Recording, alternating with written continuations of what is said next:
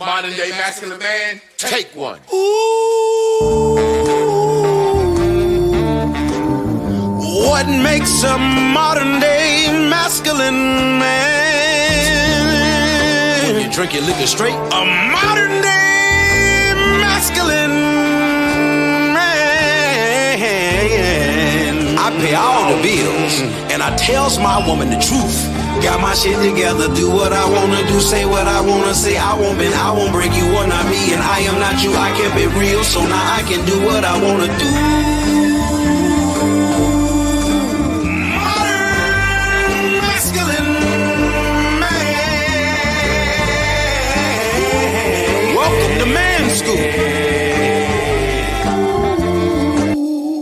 Welcome to the Modern Masculine Man Podcast, bitch. Woo!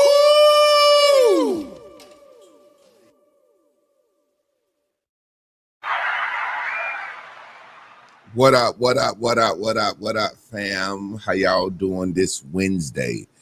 I am here. I am waiting on my co-host, Miss Carla. She's getting some things finalized. I had to go ahead and go live because if you haven't gone live by 9:05, they will cancel your live. So I'm right here. I'm going to put this link up for Miss Carla to come on in. Boom, boom, boom. Boom, boom, boom.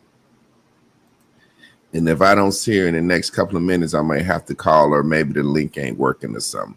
You never know with these apps, but how y'all doing tonight? Before we get started, I want to say thank you to my sponsors, Spiritual House Sage, antimicrobial, antibacterial. It wards off all types of spirits and shit. I don't believe in that, but hey, they say that's what it does. Now we have our lovely co-host with the arms and the neck out, glousing, gleaming tonight. Of course. Get on into it. Got the illustrious, vivacious, tantalizing, hunk of feminine prostitute, Miss Carla Nicole. How you doing tonight, Miss Carla? I'm great, love. How are you? I'm excellent. Good. I was sitting back and I was thinking today, I was like, man, for some reason I felt like it's going to be such a dope show tonight. We're going to get a lot of good chops and clips out of it. You know, sometimes you know that you're going to do a good show. You know that y'all ain't sitting up here talking about no bullshit, but right. It was just some about today. So how has your week been going so far? Yeah, everything's been well, man. We're just still working on building, of course. Working on some things to where we can kind of have some more flowing things going on. I want to build this to where we're actually able to tour and do a lot of things. So I'm just in the background kind of working on some things. And, you know, like always, I'm always up to something. Yeah. I had an application today. Well, not an application, but one of my homeboys called me about a little side hustle, making some money, doing some stuff, using my mind. So, you know, for some reason, whenever I start a new job or start something new, I'd be nervous. Why? I really wanted to be easy. And he was telling me, man, this is easy. All you got to do is use your mind. You're smart. I just need you to review some stuff, go over some stuff for me. And he was like, I was like, okay, I'm good. He was like, well, come down there tomorrow at 1:00 and give them your license and Social Security and go ahead and get on the clock, man. So I'm excited about that, and it's some good paying stuff, and I'm always down for a nice hustle. So I'm expecting to be doing some stuff, having some investment money soon for when we start doing these tours, because I don't want to say sick of it, but I am so perturbed that these people, they go around the country and they got tours set up and they just talking bullshit. Ain't nobody in a committed relationship. Ain't nobody married. Ain't nobody been in a committed relationship. All people got is horror stories and they just up there telling their horror stories. What I realized in this podcast atmosphere and in this, I guess to call what would you call them, events stuff, people want to be seen. And people show up to voice their grievances and the bad times they've had in relationships. And that's always going to be a space for people to get dressed up, have some drinks, get clean, because you might meet somebody at the spot and talk about your relationship horror stories, because everybody has had those. It's never solutionary. So I think that's what we're gonna bring to the table, and that's why I'm taking this other little spot. I said, okay, I want to be able to start doing some conferences, and and it's just like anything, Miss Carla, you got to set it up, get your venue, show up to your city, and do it, and go city to city, and it grows as it goes, and it does. That's just what we got to do. So I'm excited about it. Well, you do realize that that's right up my alley. So I'm always the planner. You wouldn't even really do nothing but show up, because I'd be the one doing all the planning and all the behind the scenes work. And that's what I love. Yeah, that's usually what I'm on anyway, because what our topic tonight is going to discuss about is, a lot of times men, when they come into your life, whether they're your lover, your business partner, or both, or whatever they got going on with you, a lot of times men are just confused as to what your role is going to be in his life. And so for me, I want to make sure that whatever we're going to plan on doing, we're in sync, and we're making sure that everything's cool.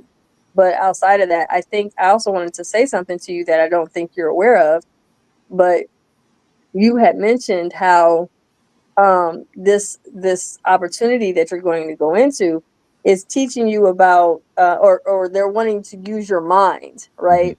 Well, I was doing a little research and found out that if we use our working side of our mind, our memory, it actually prevents us from developing dementia. Yeah. So, when we're looking around for our keys and stuff like that, that's common in aging.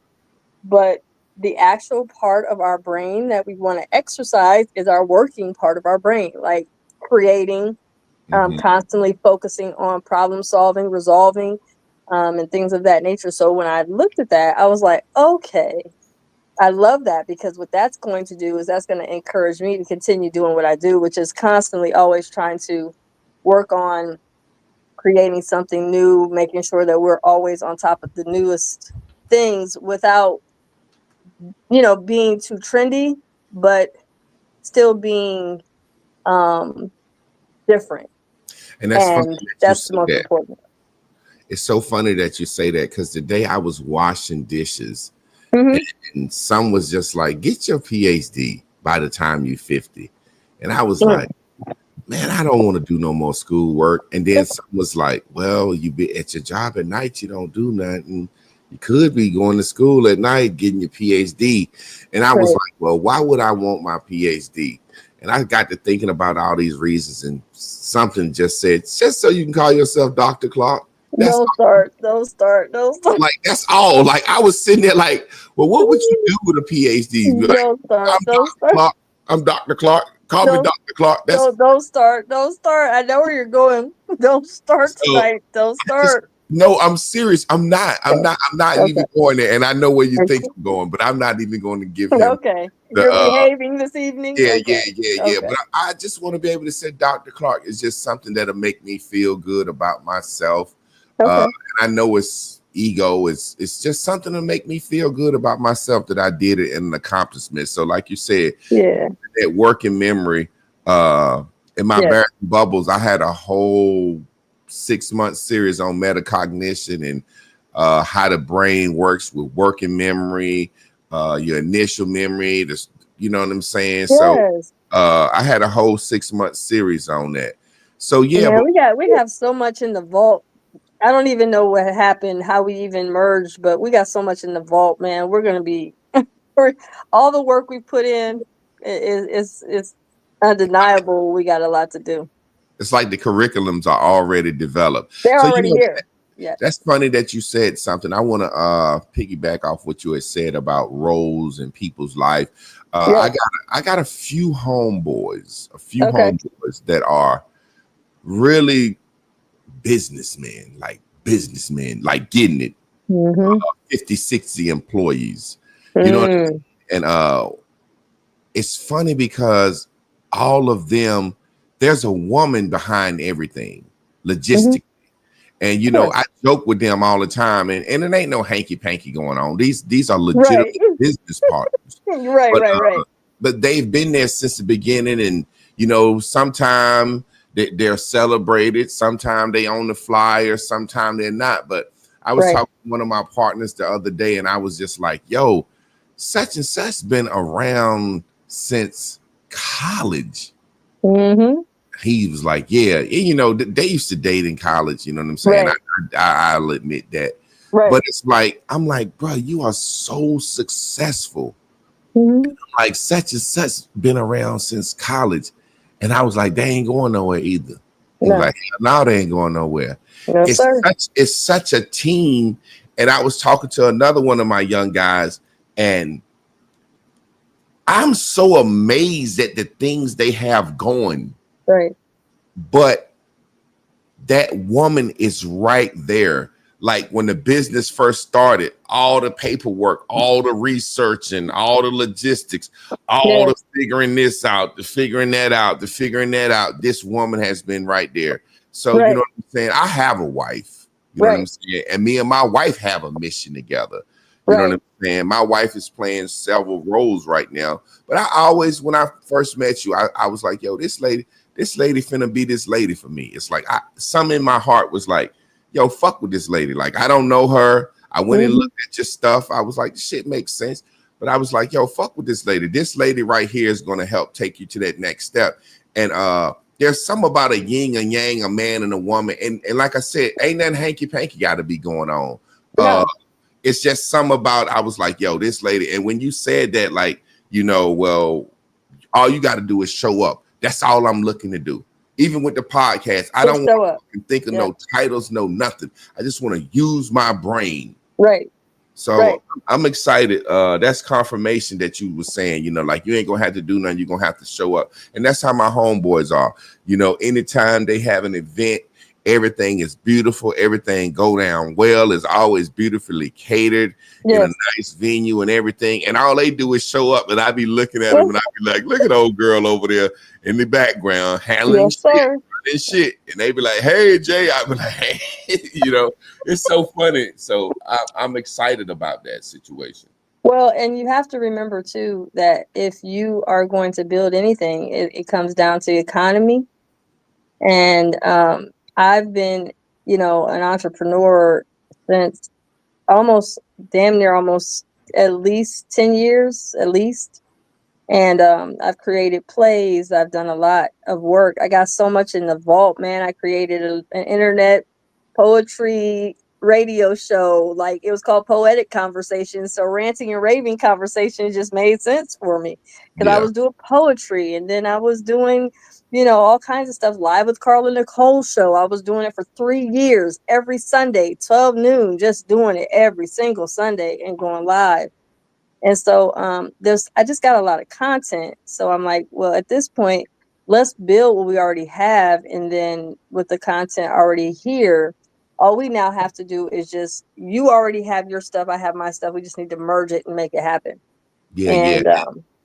And then we got the Living Soul. We got a lot of stuff. And then, of course, these topics is coming up.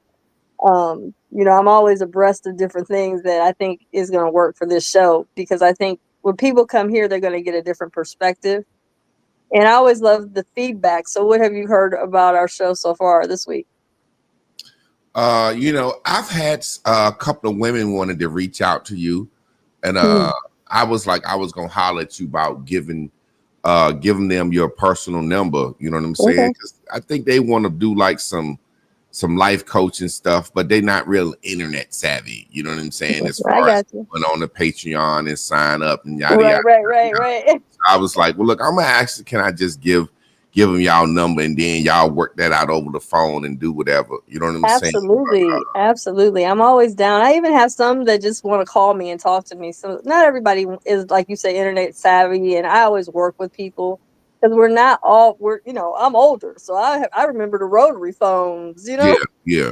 So I'm okay with working with people's ability. Yeah, so definitely I'm willing to do that. And I do have a business line, so if anybody's interested in that, it's just 444 5 wisdom. So if you need to get a hold of me, you can just dial that too. And I'm pretty it sure comes. Mr. Lee's gonna pop that up real quick. Yeah, definitely. And also, let me tell you too, I want you to know, Javon, anytime someone reaches out to you about me, just don't hesitate to reach out to me. Okay, that's what's up. That's what's up. Definitely. So let's get into the nice show. What we got? What we got for them? Oh, we're gonna get it tonight. Are you ready? Mm-hmm. So, I got moved again because it has been trending a while about this conversation with women feeling a way about a man asking, so what are you bringing to the table? And the reply I notice is that the women are responding, well, I am the table. And I was like, well, I'm going to always think outside the box. But I was like, is that really an answer? So I think it was awesome that we talked about how we connected. Because if any relationship, whether it's personal, professional, business, lovers, romantic, or even, whatever you got going on, aren't you going to want to know, well, what are you bringing to the table? I mean, as a man, don't you question like, well, what are you doing? I mean, we're going to move into a new direction, or we're having some intentional energy we want to, engage in. So with that said, what are you bringing to the table? Well, normally for me, I'm just going to speak from my perspective, is I don't really have men ask me this. Because once I'm engaged, or we're already a thing, I just hit the ground running, and it's just my personality. So I'm not saying all women are like this. Yeah. But I have not ever had this conversation where a man is asking me, well, what are you bringing to the table? Because I really don't demand a man to take care of me. So because of this, I don't get that energy asked to me. Because for me, it comes down to merging lives, not expecting a man to take care of me and to do everything for me, and I just get to reap benefits. Yeah. So I don't really get this energy. But I wanted to talk about how women are answering this question, and I don't believe that they're answering to their best knowledge. They're just kind of thinking that this is cute, it's a flex, I can say this and get away with it, and men are just going to go with it. But I don't think they realize that this answer isn't really too good for them. So that's what we're going to talk about tonight. Well, it's funny that you say that, because I'm an English teacher, and table is a metaphor for the relationship, the situation. What do you bring to the table, to the relationship, to the partnership? What do you bring to the cookout, to the partnership, to the situation? What do you bring? There's a scripture in the Bible that says, how can the hand say to the eye, I'm better than you? Or how can the foot say to the mouth, I'm better than you? The mouth can say to the foot, well, you might take me around, but if I couldn't talk, we couldn't get nothing done. Or the foot can say to the mouth, you may eat, but if I don't want to move, you can't go get nothing to eat. So it's saying that all the parts of the body, it's a symbol for the body of Christ, are equally needed. You see what I'm saying? Yes. So women, I think, say I am the table because they can't tangibly describe how they'll be beneficial other than some pussy. And me and my homeboy was jogging the other day, and we was just like, he was saying, why do women expect to get something in our sex? It's an equal exchange, my penis for her vagina. And I said, well, women have been taught historically that their pussy is enough because it's always been enough. There was a time where women couldn't work. So a woman's value was, oh, she got some nice hips, childbearing hips, nice body, nice ass. She looks good and she's appealing to me. I want her and I will take care of her. Yes. She didn't have to bring anything to the table. But now bringing something to the table society has changed. You expect a woman to have a career. Back in the day, you expected to take care of a woman forever, but you expected to get a virgin that was going to stay at home all day and sew and shit. Now you expect to get a woman that's bringing something to the table. I think the reason that women just answer that question because, like you said, women that bring something to the table, the man know immediately. Like when I talked to you first day, I was like, oh yeah, I'm gonna use the fuck out of her. That's perfect. That's perfect. You know what I'm saying? Yeah, of course. Like you reached out to me because you were saying, I'm finna use the fuck out of this nigga. That's when you reached out to me. You're so funny. I love it. I mean, I'm just saying we have to be totally honest. Absolutely. Because people don't understand how many people reach out to me and say, you got a platform, this is my idea. And I'd be like, fuck out of here with that stupid shit. Like I wouldn't endorse that dumb shit. You know what I'm saying? Yes. But when you reached out to me, I was like, well, let me look at her stuff. I was like, oh, she talking shit like I'm talking. Shit makes sense. Then I was looking at how organized you already had your shit. You know what I'm saying? I was like, oh, she already got a curriculum. She already got this. She already organized. I need her to get my shit like hers. Right. And I was like, what does she need from me? I was like, okay, she just need me to expose her more. Yes. And blow me and I'm going to blow her. And I told my wife, I said, I think I met somebody that's kind of like a manager today. I don't know what to describe, how to call her, but I'm going to fuck with her. You know what I'm saying? So we didn't have to have what we bring to the table discussion. No. Because we could see in each other already what we need from each other. Yes. So women that have that conversation and a man got to ask you what you bring to the table. Right. Because they ain't matriculated in a situation yet where they seen this woman move. You know what I'm saying? They haven't seen this woman. Quick story. Lynn, the sister wife that used to be here. Yeah, you told me about her. Yes. She just had a gift of people.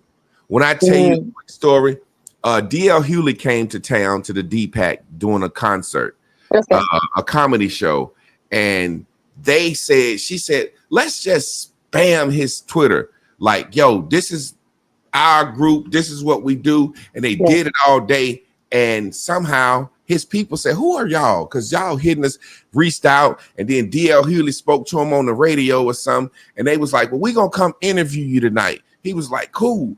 And I just was like, all right, Lynn, I'm going to drop you off at the DPAC.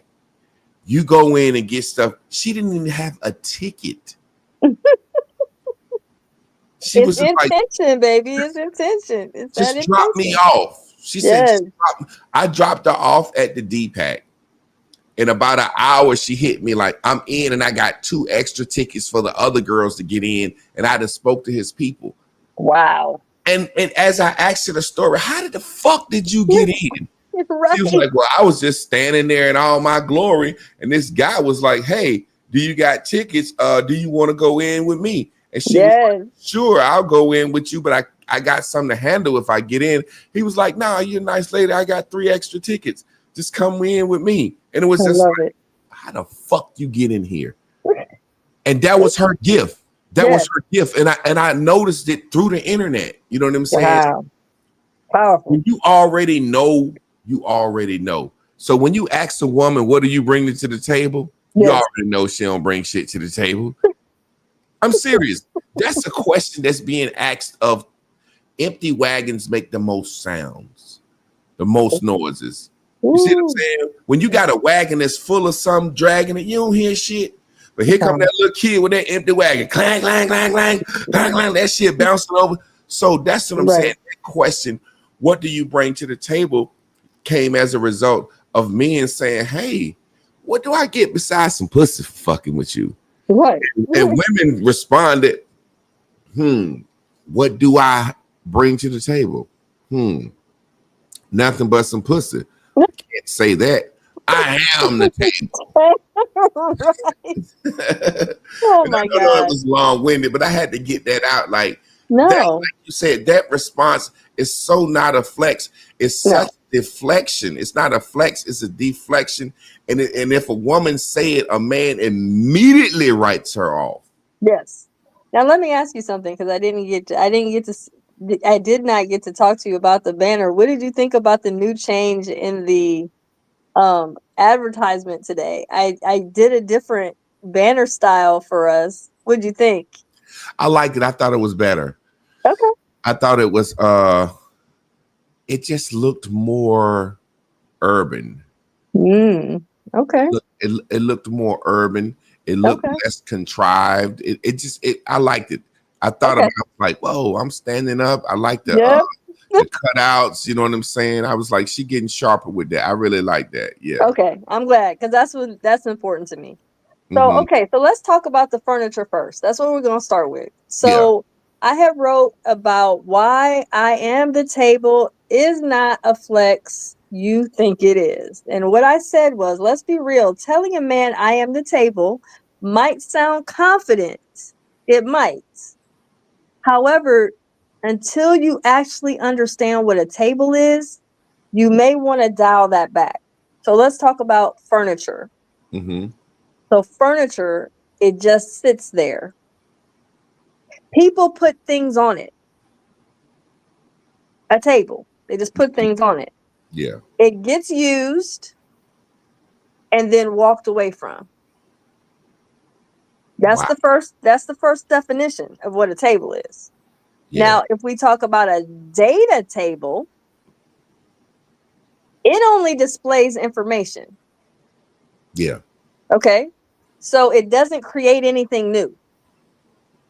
It holds what's already been done. Okay. That's the third. That's the second one. And then the third definition of this whole furniture situation is to table something. Stop. Sit your ass down somewhere. Wow, that's amazing. Yes. So it means to pause or delay it, right? So this is why it's very essential that when we're saying things and we're thinking we're cute, or we're going with the trend of with what other women are saying without really thinking and using our own minds, this is why lazy-minded women get played on. Because that answer is showing a man that I really don't have a purpose. That's number one. And what do I always tell my clients and any men that I care about? I said, listen, I don't have no issue with you interactive with a woman, but do not waste your energy or time or allow her to have any type of real relationship access to you if the woman is purposeless or she's not a realist. Two main things. And when a woman says she is the table, she's actually telling a man that I don't have an offering. I don't have anything to offer you. But you're getting all of what you need just by being with me. So what do you think, Javon, about what those three positions that I discussed is to you? Well, If a first woman, of all, like I said, brilliant, because it's not some made up out of space shit. It's real definitions. yes, I want to discuss real quick each one real quick. yes. Read the first one again. I'm gonna tell you exactly what I thought when you said the first table, the furniture. Read that one The again. first table it's furniture. It just sits there.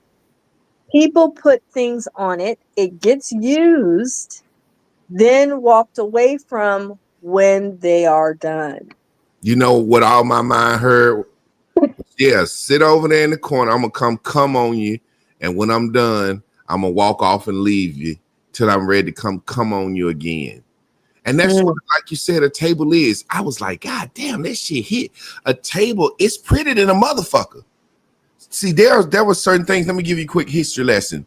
Okay. A curio cabinet, because you could keep china and silverware. That was black people's way of wealth, because we couldn't go buy banks and stocks. So china and the curio cabinet and silverware was always a way we can go pawn our silver or our china.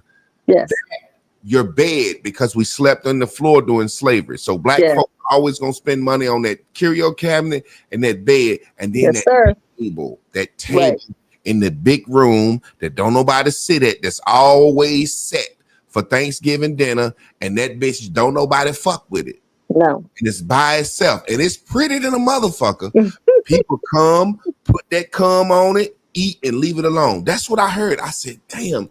So it's a pretty item in the corner that's, I don't need you until I need you. Mm-hmm. You see what I'm saying? And how many families, how often do you eat on that good table? Very. Give me the second one. That's what I heard when I saw the first one. The second one is, it's a data table. Mm-hmm. So it only displays information. It doesn't create anything else or anything new. You know what I heard? Go ahead. I'm sorry. Oh, no, you're good. It holds what's already been done. You ain't gonna never change. You ain't gonna never get better. All you is what you are when I met you.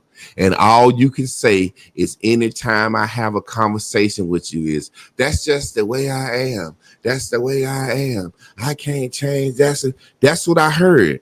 Wow. And then the third one, soon as you said it, table, sit your ass down. Stop. Sit your ass down. You did. Immediately, I know, because that's I knew table. I knew what a table was, but I didn't think about like a graph.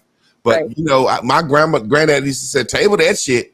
That means sit your ass down. Stop that shit. Yes. So it's a situation where, in every sense of the being, you're useless until needed. And when a woman say that, it's like saying, I'll be some pussy when you want to come. I'm never gonna change. I'm never gonna add anything. And guess what? A table ain't nothing until I put something on it. So I gotta dress you up. I gotta get your hair, your makeup done. I gotta dress you up so you can be pretty in the corner, not benefiting me in no way or matter until I need you. Right. And wait, you said something powerful in just that moment in time. You had mentioned about your grandfather telling you to table things, and we're going to table that for later.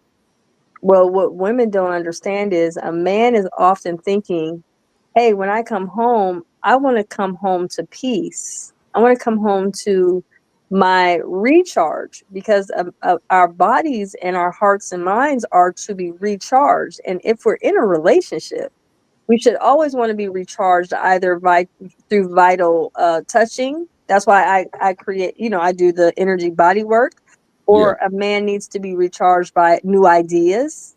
That's going to not just be something we just talking about just on some trend shit. I'm talking about something that he can use, that he can apply to what he's trying to grow. But a lot of times, a man, if we're talking about for real, on some commitment, real love shit, we oftentimes notice that the man is not getting made love to. Not like that. So if that's all you're claiming that you're going to be is a table, why is it that so many of my clients, male and mind you, 70 to 80 damn near % of my followers are men. Why am I hearing from them that they're not getting any? They ain't getting no. And Miss Carla, I'm gonna tell you something. I hear that shit at the barbershop everywhere I go. All men do, especially married men. Especially married men. Okay. So there's a saying, marriage ain't all it's cracked up to be. Right. I hear that so much. Exactly. And why is that? I agree with that, because the way I hear married men talk, I be wanting to just slap the shit out of them. You bitch ass nigga. You can't get your wife to give you no pussy. And it all result from marrying somebody that's a table. Because at the end of the day, think about this. What? A woman, if she's attracted to you, she gonna want to sleep with you. If she's not attracted to you and you handling business, taking care of her as a table, just putting shit on her, she gonna fuck you to keep getting what she need. How is you a man with a wife that you vowed to be infidelity, all that bullshit with, How is she not giving you no pussy? And And that's what then she's she's saying you better not get none from nobody else. What kind of weak motherfucking man are you? I don't know. I don't know, Javon. But Most it's married men are fucking weak like that to me. well, and if we're honest, that's what the woman, according to you, you just mentioned that most of these women are saying, I am the table. If we're honest, that's what the campaign is, right? You're getting something, which if at the very least, I should be getting intimacy from you. Yeah. That's what you're saying in this comment, that you are the table. He has everything he needs from you. So Mm-hmm. that man should be able to get water watered like a plant. You should be watering him all the time. And I'm finding that that's not the case. And when a man is saying what you bring to the table, women Mm. don't even really realize this man is saying what are the intangible things. So, say for example, like you said, getting watered. A woman don't realize that God birthed her onto this earth with everything she already need to be a woman and a wife and a mate to a man. Mm. You see what I'm saying? If you look at the creation story, Adam was already here, naming the animals, running shit. Mm. All Eve had to do was be able to help. What is help when you really think about it? So when a woman is asked what she brings to the table, you know what she should say? Number one, What? I'm your peace. You can talk to me. I'm going to listen. I'm going to encourage you. I'm never going to disrespect you. I'm going to give you a hot meal. I'm going to fuck you good when you need it. And I'm going to rub your back and hold you anytime you need it. And that's all a motherfucking man won't. But most women know good and goddamn well that they ain't and can't do that. There's When even it boils more. down, when it boils down to it, most women don't have the emotional capacity because women use emotions as a way to escape shit. I cry when I need to escape. Hmm. I get angry when I need to escape.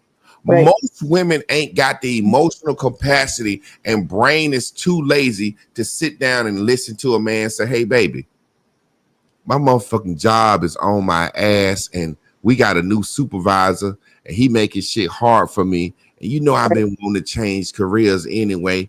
We might go through a little something for such and such. What do you think? That bitch won't even listening. All she heard was, is this motherfucker finna quit his job? Am I going? Most women don't even understand or have the capacity. Mm. So I'm gonna when we go say ahead. what you bring to the table, I promise to God, we are not talking about fucking money because we know we expected to handle that. Well, you ready? Women are supposed to protect a man. Mm-hmm. So what I mean by that is it's oftentimes not discussed. Men don't really bring up protection because they don't really think about it as a woman being their peripheral vision. I say all the time that it's very important for a man to have a woman to look behind you, around you, and in areas that you can't see. She should be meditating and hearing the conversations of other females that maybe are preying on you, not praying for you. So what I mean by preying on you is if you're a handsome, brilliant minded, successful man, you are at high risk for being preyed upon. And it could be spiritually, they could be preying on you for all kinds of reasons. So it's vitally important that a woman is also a man's protection, but it's not talked about.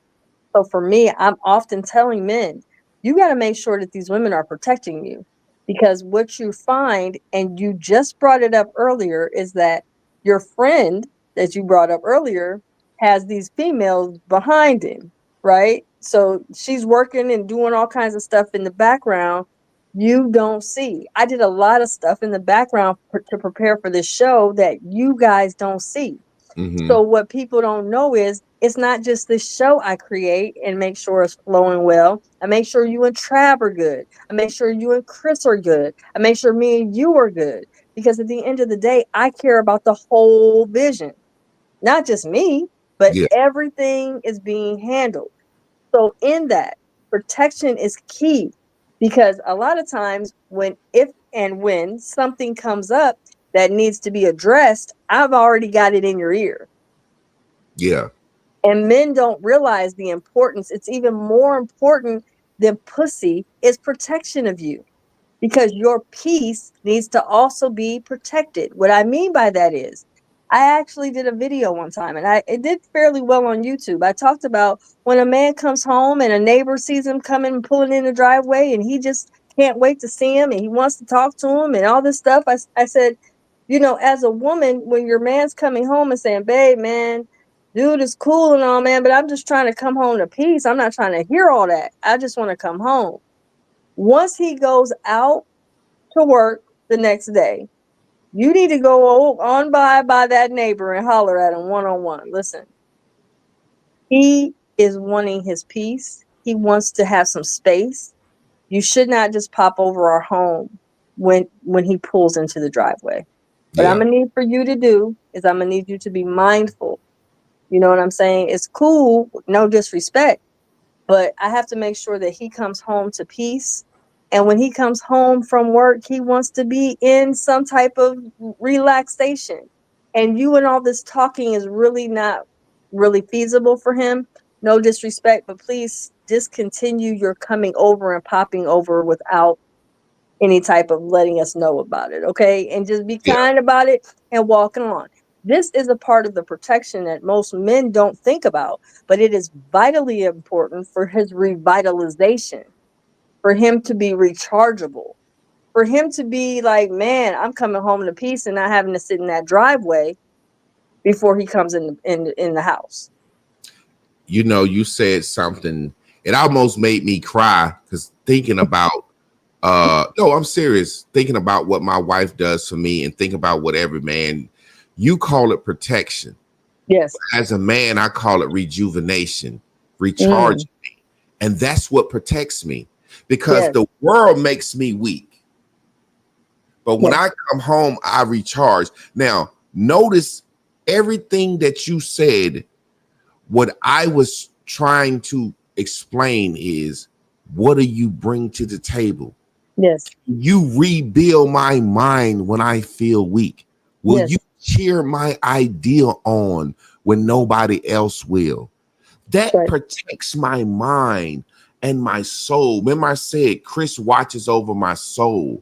Yes. It's a situation where what women don't realize, and it all goes back to the same thing. And that's why grandma taught women a certain way. Absolutely. Feed this man. You are Yes. rejuvenating his life force. Yes. When Absolutely. you massage this man, you are getting his muscles and aches and for him to go back to work tomorrow. If your body is available for this man to relieve himself on, Right. really giving this man. And that's why I got the song. And people think, and I'm joking, but I'm serious. A woman is born with everything. All she has to do is be nurturing. And that's why the song says, can you cook, clean, fuck, and shut the fuck up? And it's jokingly, but I swear to God, ladies, shutting the fuck up means provide me a place of peace. I don't Sure. need to hear all the Right. stuff that you're going through with Sally Mae in them. Men, that's not saying we don't want you to come to us. We love solving Right. your problems. We love Right. giving advice, but it has to be something that's real and tangible that, hey, look, this can be fixed. Yes. Cleaning, keeping an environment for us. Man, women just don't understand. Like, that man just really wants you to be his biggest cheerleader. Yes. That man just wants you to agree with him. And I say it all the time, all the time. Why? Only thing I need a woman for is to get on my plan. If she's not on my plan, then she's not my protection. Like you said, a protection plan. If Yes. you're not on my plan, you wouldn't even know how to fucking look out and be the person that's there for No. me. You see what No. I'm saying? No idea. I met you, you saw my plan. You know my plan. You could tell my vision. You could see my potential. There are things that you off top could say, oh, I could take this to the moon for him. I could do this for him. I could do that for him. Shit that I'm not even thinking of. No. You know what I'm saying? Shit that I wouldn't even begin to think of. No. So when a woman can do that, bringing her all to the table, as you say, hitting the ground running, that shit is self-explanatory. Yeah, absolutely. Yes. And then also, I think it's important that we don't want to forget how important it is that a man is he if he decides to choose the proper way, he chooses a woman that he is not afraid or is not hesitant about sharing his vision with her, with a woman that he can trust. See, it says a lot if you're not sure about passing on your vision to a woman you're unsure of what she's bringing to the table. So it's vitally important that a man sits back and says, I'm comfortable and confident with passing on this vision to her. I can give her the vision. It actually is safe. See, this is why women aren't thinking, are you someone that can help keep him buoyant when he's drowning in these oceans of all kinds of chaos, naysayers, gossipers, people that are constantly trying to comfort him? Are you able to keep him buoyant in the ocean that's trying to kill him and drown him? And that comes from the man not being visionless and the woman being able to take on the vision and being excited to help him to stay buoyant, even in the times when the tides get high. You said something visionless, and it hit me. It hit me when I said marriage ain't all it's cracked up to be, and most married men are miserable. Yes. Reason being, it hit me. If you're a man without a purpose, you're just a man that has a job that's going to pay for a woman the rest of her life. Yes. She has no reason to do anything for you. You're just a job, motherfucker. And I don't care if you have a fucking doctor's job or a lawyer's job. Right. How you make your money is not your purpose. You can make money off your purpose. But if you don't have a vision to plant into a woman is an incubator. She's a seed. You know what I'm saying? You plant your seed into a woman's mind and her mind grows on this shit. Yes. And she figures out her way to help. That's how she feels useful. Absolutely. That's how a woman feels useful to a man. Otherwise, if you don't have a vision, you basically saying, hey, you're pretty to me. Can I work 40 hours a week to take care of you forever? Because that's all I'm going to do for the rest of my life is work 40 hours a week. Right. Seriously. And I'm not saying working is bad, because men have visions that get up and go to work every day. Right. But if you don't have something that you could say to a woman, hey, look, this right here, if you wrap your mind around that and help me with that, not only are we going to be great, you're going to look good too. Exactly.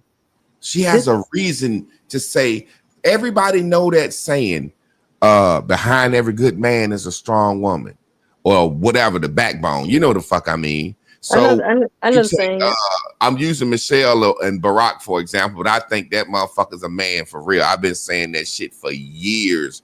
But Michelle Obama, there's no way that man could be who he is without her doing what she do.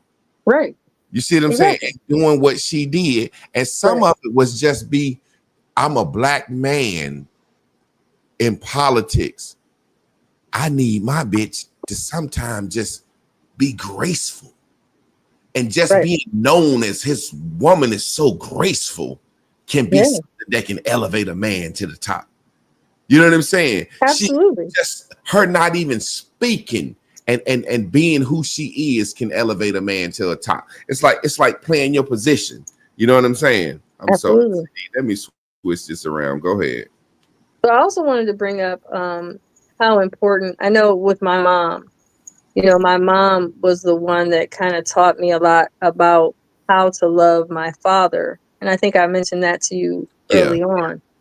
But outside of that, I do remember my father telling me that when he was really sick, this is when they first started dating. My mom took off work and came and basically went to his home and took care of him to where he, restored his health. And she was incentivized by my grandmother. Yeah.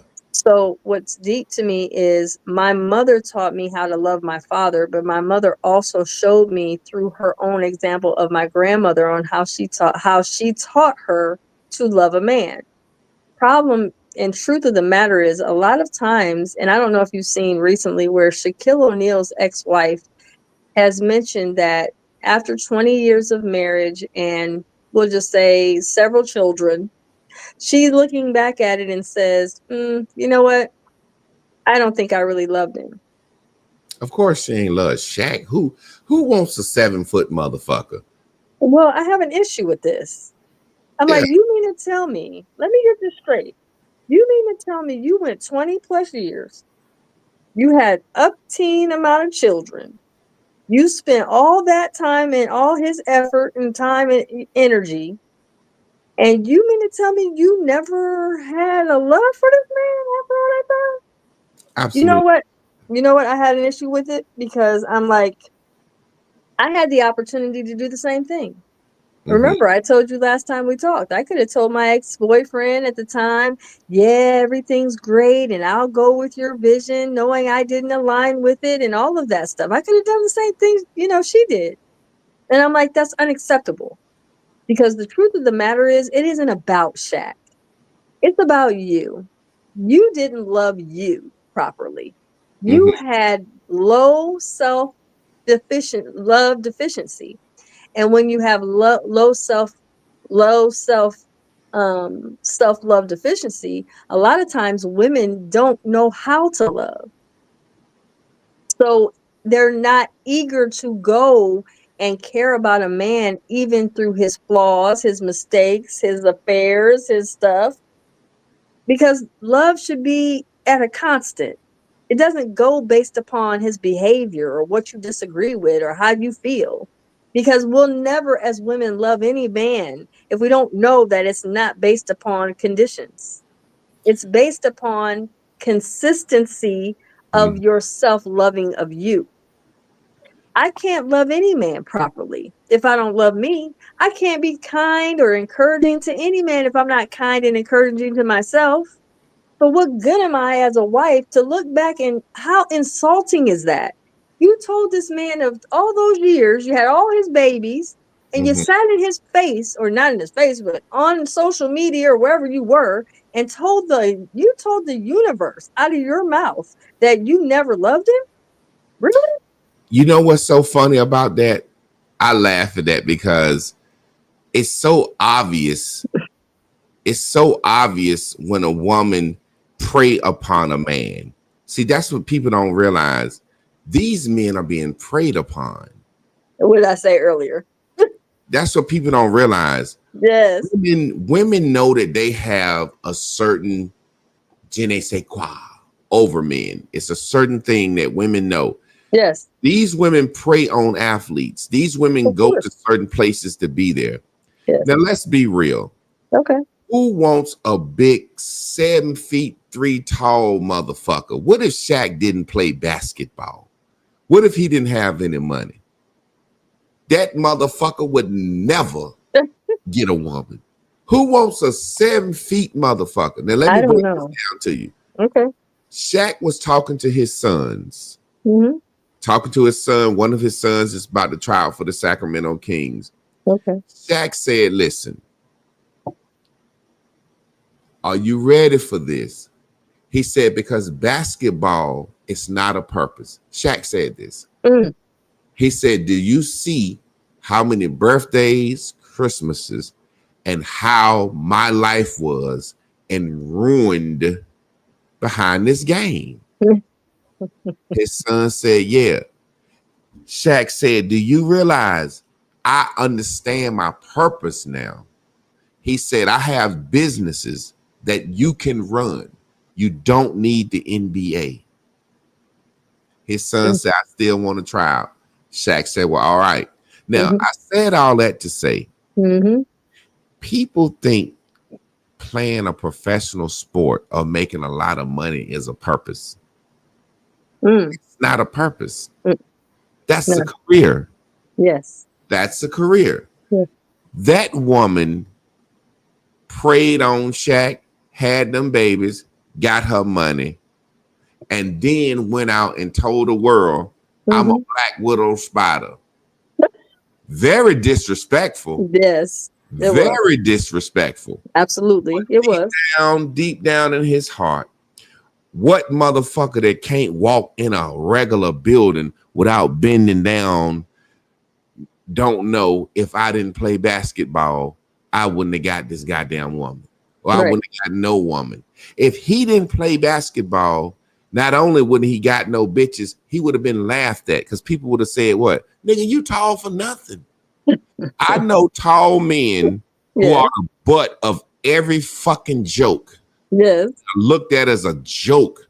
There was a guy that walked into the barbershop one time, about 6'9". This guy was built like a fucking god, you know. Oh, wow. You could see this nigga's arms, chest, back, and everything. He walked in the barbershop, 6'9", built like a god, with a UPS brown shirt on and the brown shorts. And I swear to God, he walked in, he gave the guy the package. Soon as he walked out in the door, everybody in the fucking barbershop fell out their chair.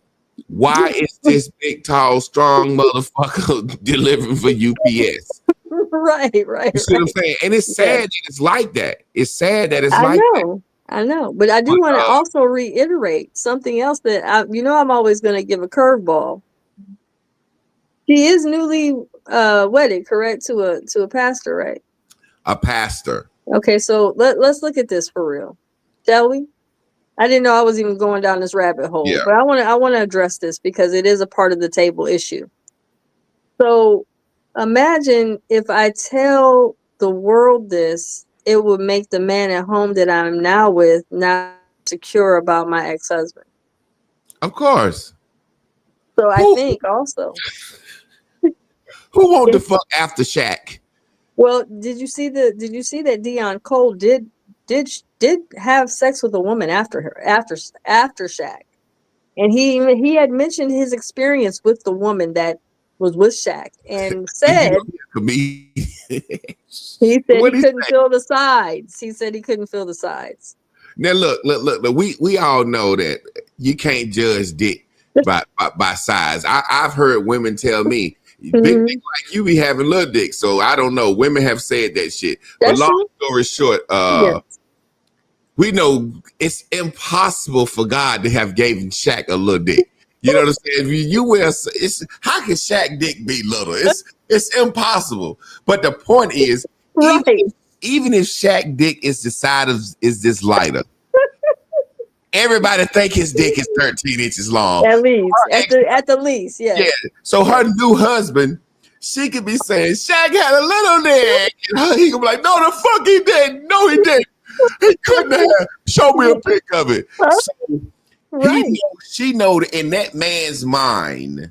Yes. You see what I'm saying? So she made him feel good. But also, think about this. The pastor.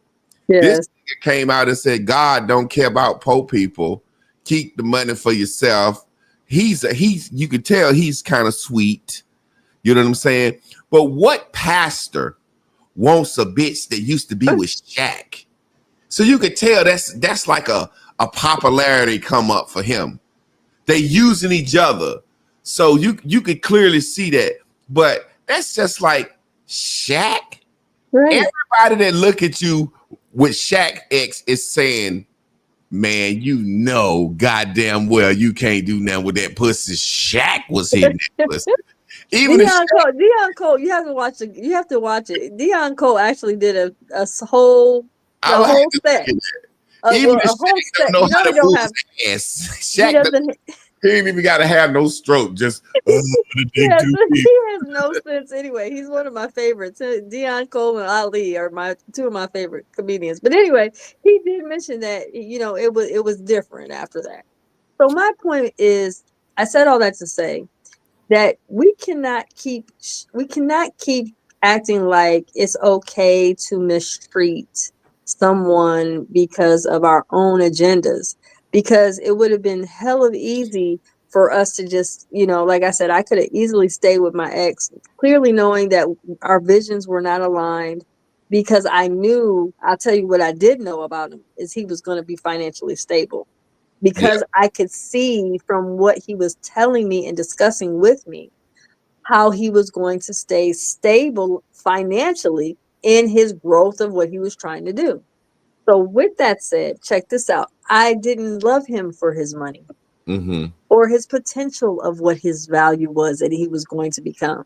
But Yeah. I gave a damn about him to the point where I was like, let me let you go so you can be with a woman that is going to be in alignment and really match and merge with you and be more fulfilling to you. Now notice how what we were saying about not loving yourself.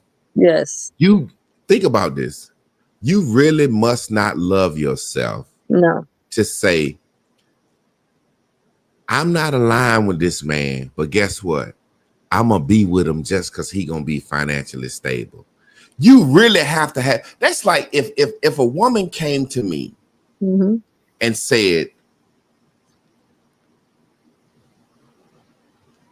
I want you to sleep with me and I'm gonna pay you. Right. Right? Yes. If I wouldn't fuck you anyway, I'm not gonna be able to do it. Right. I need to be attracted to you to do it. That's just on a one-time fuck. I know, Javon, but you have a damn care about yourself. But In listen at the point particular. I'm making. Listen at the point I'm making. That's just on a one-time fuck. Right. So you mean to tell me I'm gonna wake up, carry somebody's baby in me, 5 or live? 6 times. Yeah, like I'm gonna do all this just because I know you're gonna have some money? Yes. Man, I can't love myself and can't believe in myself. Think No, about that. you can't. You can't. And one thing that I do love about Shaq, because I love his living soul. I believe that Shaq is a undeniable, powerful man. But I'll tell you this. What he did say was, I wouldn't have loved me either. So Yeah, he didn't shame her, and he could have. He didn't make a mockery of what she said, and he could have. But yeah. because we have our own platform, I can say what I want to say. And I'm saying that she didn't love herself. It wasn't about Shaq. Absolutely not. It Absolutely. wasn't about Shaq at all. It was about the fact that she wanted to flex out here, because her last name wasn't, I believe, O'Neal at the time she had mentioned this.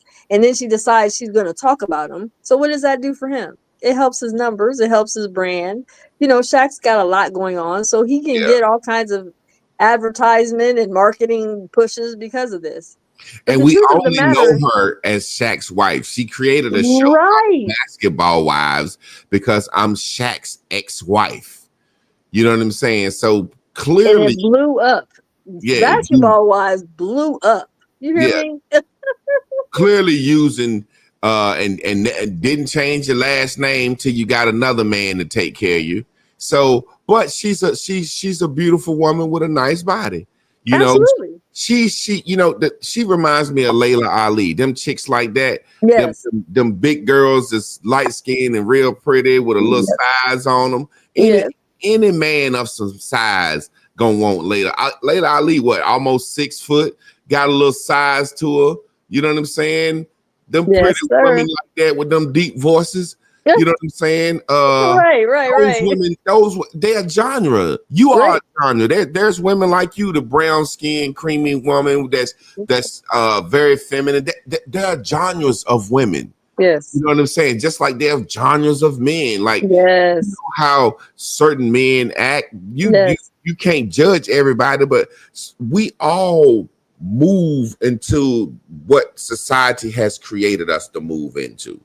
You see what I'm Absolutely. saying? Your Yeah. mom could look at you as a little girl and tell you, girl, be dainty, be a flower girl. You know what I'm saying? And Be feminine, yes. yeah. And some women look at their child and say, you gonna have to work hard. Don't Yeah. trust no man and don't rely on no man. You Right. could tell, you could see, you know what I'm saying? So it's a Right. situation where it's so sad because when it's all said and done, it's like a man will fall victim for that table. Yes. Yeah, it's just like grandma and them will fall victim for that table. Grandma and Yes. them will go out and spend all they goddamn money on that mahogany wooden table and then tell the family, you better not go in there fucking with that shit. Don't go in there fucking with that table. You can't even go in the dining room. No, you cannot. Absolutely not. I don't even think And we ate then on it. it be It covered was up. pretty. Yeah, We it had be TV pretty. trays to eat on, but the table got pretty little dainty things on it, china and all that. But the actual table we ate on was the TV trays. It never gets used. It No, never sir. gets used. That table Mm-mm. never get used. And No. it's like we can have so many family memories in it. And it's really a separation tool too, because I don't care how many people you got in the family, only a certain few people gonna get to sit at that motherfucking table anyway. You better know it. So You you better kind of know know that, hey, your Uncle Buck in there at the table because that motherfucker paid for everything. But it. Right. you know, it's three sisters that don't get to sit at the table. Why the hell I don't get to Right. sit? And you got an uncle that don't get to sit at the table. Right. And then, Yes. My grandmother would tell like I know one of my homeless family this members was one of her cousins. She'd say, "You can't come in here. You can't." it's gonna be funny. I know. Who will say that again? It's gonna be funny because I know it. I can hear you. Old women, they ain't go. You can't come in here homeless thinking like that. Sitting No. on my goddamn furniture. Oh no. She had a sack. She had a lunch bag for her, and she would have to take the bag and leave. She was not allowed to come in the house, but she never told her she couldn't eat. She always fed her, but Yeah. she would say, but she told her, no, you're not sitting here and staying. So she had her boundaries up. You know, that's a side note. Just a side note. Since you said that, grandmas was gonna tell you the truth and shame you for what you did, but they was always gonna show you love. Oh They'll tell you, yeah, you can't come in here, but I'm gonna feed you. I give you a little money, or you might have a grandma that tell you you can live here and you can bring your children here, but you're gonna get your shit together and she gonna be on your ass every day. You can put in the application, I ain't raising these goddamn kids, I done raised mine, but she would give of herself. And what I realized, that's why a lot of those older relationships could last longer, because let's just be real. Like, it won't like back in the day, certain situations these men were providing so much. Well, right. Woman could be like, I'm ready to use this motherfucker. I'm looking to use a nigga that on me all day. He don't make but $2 an hour. She can eat that at her daddy's house. You know what I'm saying? She get turnips and beans at her daddy's house. Her daddy ain't gonna put her out. Right, but that's what I'm saying. But it was a way that my grandmother really, I believe, she molded and shaped my mother to learn about loving. And she was big about teaching my mom the importance of having genuine care. And so because of it, it really helped to really mold and shape me into the same thinking. So I don't have a strong man hate that a lot of females have. I just don't. And I'm trying to get women to get more aware of the fact that you are simmering in man hate. Anytime anybody, like, even I love Riva TV. There's different women out here that are doing what we do, and we're constantly trying to bring awareness to the minds so we can stop getting so caught up in, well, I'm not, or she's a pick me and this and that. It's like, no, it's not about a pick me. It's about understanding that there's a way to which you will receive love when you begin loving you. Check this out. Trey Prue said, I understand nowadays, but in years past, I was emotionally distraught, untaught, and messed up. I'm gonna put the link up real quick. I would want her to come on and say something real quick because I think I can understand where she's coming from. But I was gonna use I use her comment as an example to say, as we go move forward, what we have to understand is a lot of women think that we're gonna give them tips on how to secure a man and blah blah blah blah blah blah. blah. But ultimately, what we're saying is, in order to be here, there has to be a rehauling, a whole fucking tearing down of what a woman has created in her mind that she needs to be. You see what I'm saying? And when that's what I see when I read that comment from Trey Prue when she says, I was fucked up, basically. I understand nowadays, but in years past, I was emotionally distraught, untaught, and messed up. What I read in that when I hear is, if I met a man now, I would know what to be for him because she has fixed herself, for lack of a better word. You know what I'm saying? I don't know if she can come in. I put the link up. Trey Prue, if you can come in, come in. If you can't, you can't.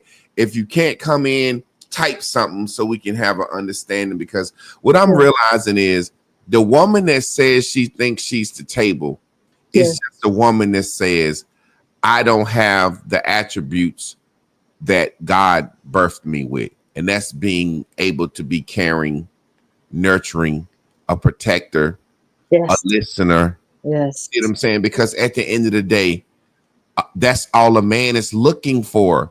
I don't understand. Let me ask you a question. Okay.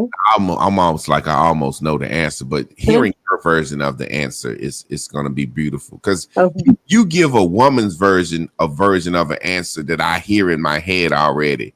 Okay.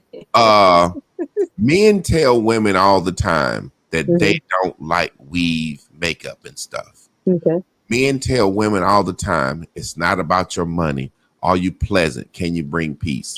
Why won't women just believe that? Well, the number one reason is because they have insecurities and they're not comfortable inside their own personal body first. So until I can remove the lashes, take off the hair, remove the makeup, take off all things that I'm thinking is what makes me beautiful off, stand before the mirror and look at me and be in love with every single inch and ounce of my body and my soul in that mirror, then I'm never going to ever be comfortable in front of a man naked. My nakedness is what, aren't we supposed to be making love in our nakedness? A lot of times, most women have a hard time with their own raw looks. Understanding that our looks are just what we are. We didn't design them. We had nothing to do with this. This is just what it is. But what matters is our resonance. What matters is what people talk about after you're gone. So that's what matters. So we have to get away from trying to get so caught up in the external things that don't mean nothing. This is why, I love DC Young Fly, but he lost a beautiful girl from wanting to have that butt implant. She was already beautiful. She lost her life. He lost the mother of his kids, the love of his life from the shit, because she wanted to look a certain way that wasn't meant for her. It just wasn't in the cards for you to have the butt you thought you should have had. But unfortunately, he lost he lost the love of his life. And it's sad to say, but a lot of women will go the extra mile not to learn to love self. I had a father that looked at me young and he said, "What, do you think you're not pretty? Why do you got all that stuff all over your face?" I'm like, "What?" He's like, "What is up with all this? What's all over your face? Like, what is that?" So my father was the one that encouraged me to get down into learning how to do your makeup properly. If you're going to wear makeup, it shouldn't be wearing you. So basically, you should just be using it to enhance. It's not to overpower, to look like a whole different person. That's not what it's for. And so because of that, that's why I think a lot of women just have a hard time with their nakedness. You answered that question about now. The second one, why, when we tell them we just want a peaceful woman that's not mouthy and agreeable, why don't they believe that? Why is it always, I got a job, I got a car, I paid my bill? Why is that? Because of their peer group. Their peer group is louder than what a man says. See, anytime you pay attention to a woman that gets so submerged into the thinking of that way, you 9 times out of 10 notice that that woman doesn't have any male friends, any man in the behind her, making love to her, talking to her, really infusing some true, honest, masculine energy in her soul so she can hear. So a lot of times these women are cultivated in these woman groups, these peer groups that are so I got I mean, they just they submerge, I'm sorry, into the thinking that, oh, you don't need a man, and oh my God, he doesn't really know what he means, and girl, he don't really care about peace. He's just saying that, girl, you make sure you say what you want to say and all this other stuff.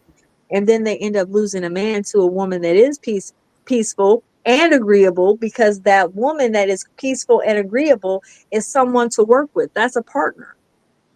It's funny because I wanted to hear you say it, but and I always say, and I agree with everything you said, but it's like I always take something and I turn it to a bottom line statement. Your mic is muted. I turn it to a bottom line statement. Okay, yeah, she must know her mic is muted. My son is getting wild up there with his game, so I didn't know if you could hear him or not. Okay. Yeah, it's like a bottom line statement. It's just like, I can't offer you that. I don't have the ability to offer you a stripped down woman because like you said, I lack the self-esteem. I don't have the ability to offer you peace. I'm not peaceful. I'm chaotic. No. I love dysfunction. It's like asking a man to provide a certain level of protection. I was talking to brother last night, and he was explaining everything about his life and his baby mama situation. And I said, hey man, listen, all I'm hearing is a man saying, I just don't want to commit to my responsibilities, man. I can't do it. I said, bro, everything you saying sound good to the average world. Right. But it sounds like you just saying, I don't want to commit. It's like the difference in buying a house and an apartment.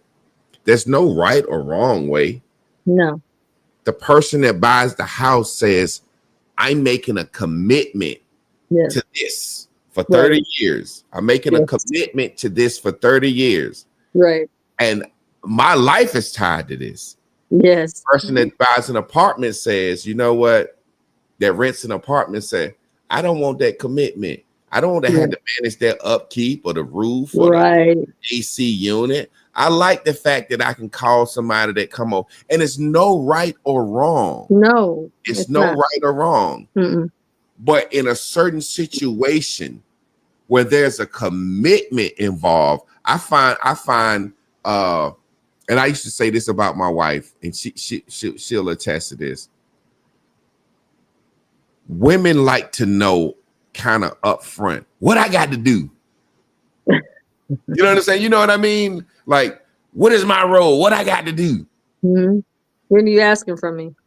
Yeah, because it's like, I need to know what I got to do because that's all I'm gonna do in a certain way. Like, say, for example, that's dependency. That's dependency wrapped up in gift wrapping. That's what that's what I was telling my wife in the beginning. I said, Chris, there's no formula I can tell you what you're gonna have to do to be my wife. That's when we first started dating. Right. I said, you're gonna have to commit to adjusting, matriculating, moving, going with the flow, with the currency evolving of our relationship. You're gonna have to evolve. Yes, sir. But it's like she wanted to know, what do I have to do? Tell me what I got to do on this list so I can know what I have to do to keep you satisfied and keep my husband. Right.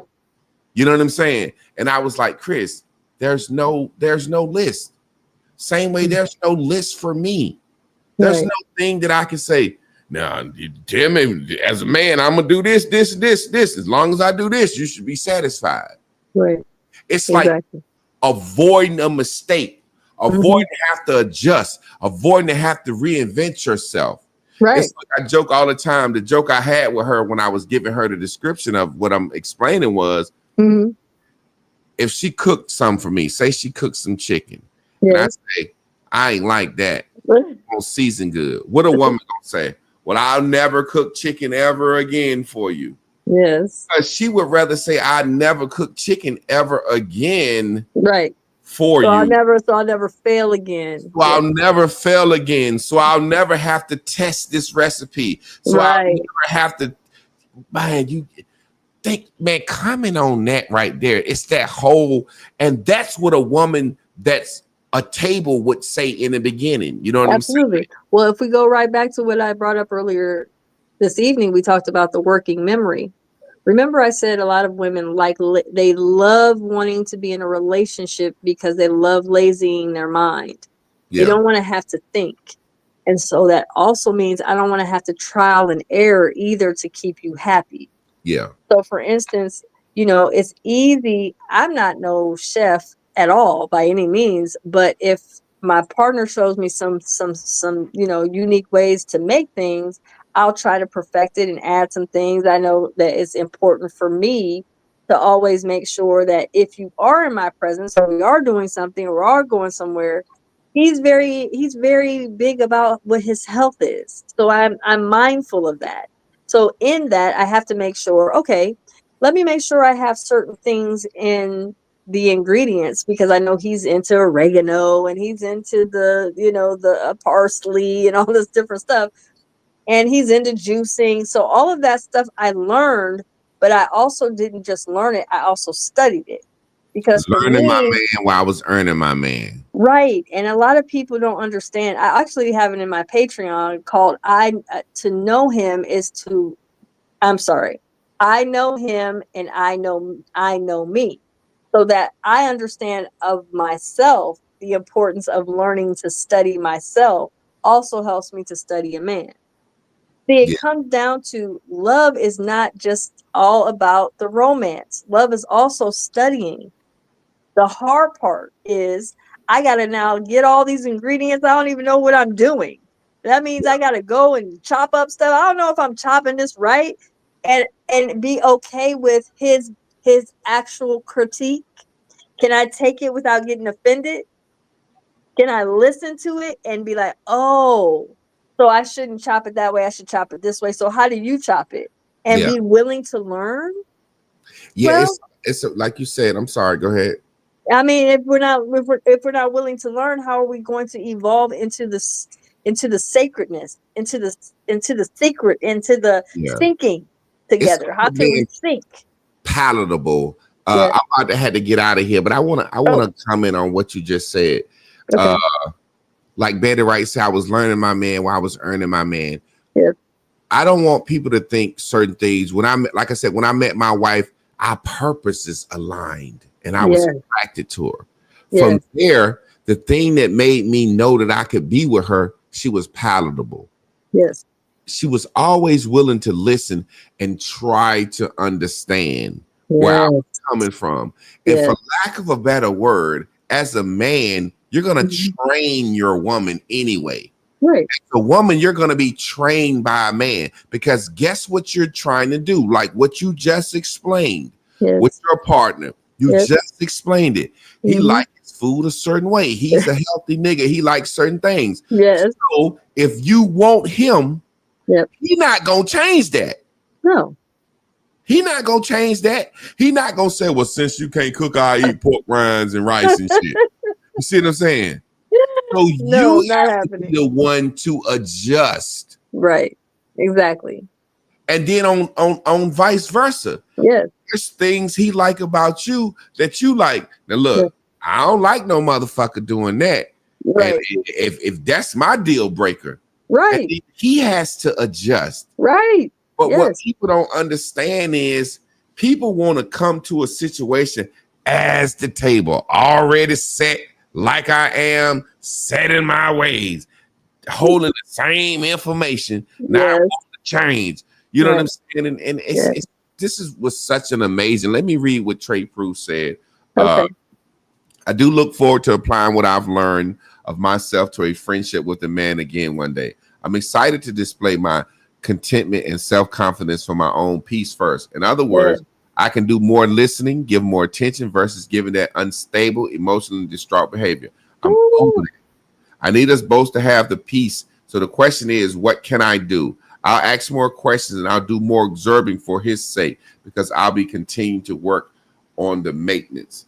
That's the thing. The will. Yes. The willingness. Yes. It's like literally saying, you know what? I'm going to stop being a little girl having a fucking tantrum in every situation. There's something about y'all, this princess treatment. I'm going to let you wrap it up because I got to get out of here. Oh, okay. Yes. This princess treatment. Yes. Before we get out of here. Yes. So I call it princess treatment. Mm-hmm. But before we get out of here, explain to women so they can have a good understanding of what programmed them to feel like I'm the princess, I'm the this, me.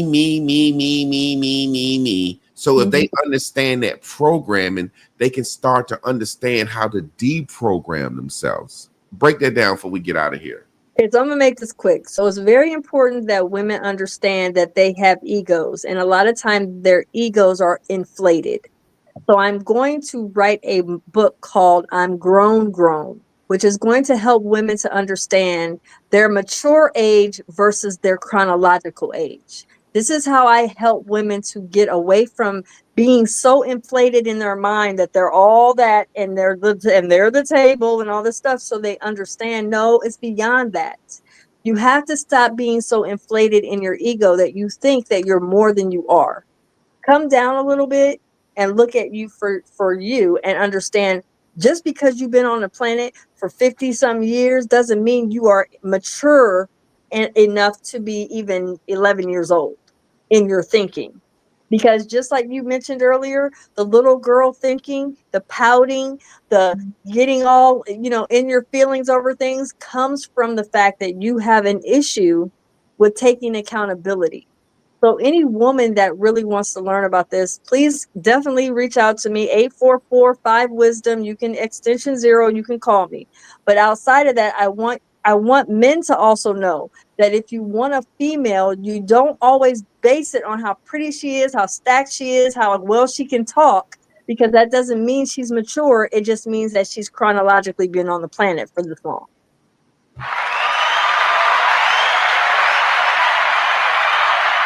Well, y'all already know what time it is. We appreciate y'all for staying tuned in, tapped in, and turned on. Check us out next Monday. Me and my wife, Marriage Mondays. That's when we're gonna do Crystal's chart next Monday. Yes, sir. So that's something we got going on called Living Soul.